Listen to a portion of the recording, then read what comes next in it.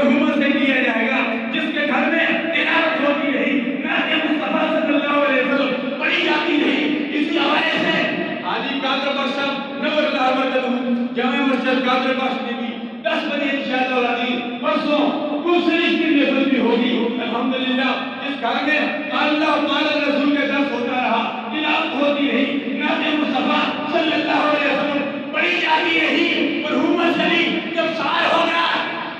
تیرا کیا خیر ہے اس ہستی کے بارے میں، تو کیا کہتی تھی؟ میرا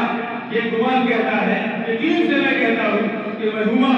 یوں کہے گی بلغت خدا بکمالہ کشفت تجا بجمالہ حسنت جمیع خصالہ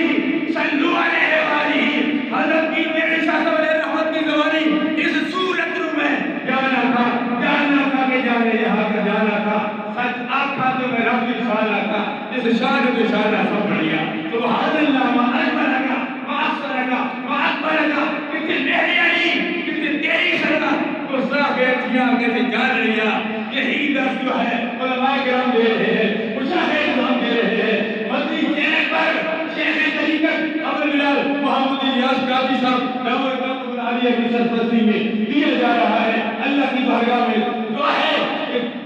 درس تو بہت دیا جا رہا ہے، وقت تو بہت دیا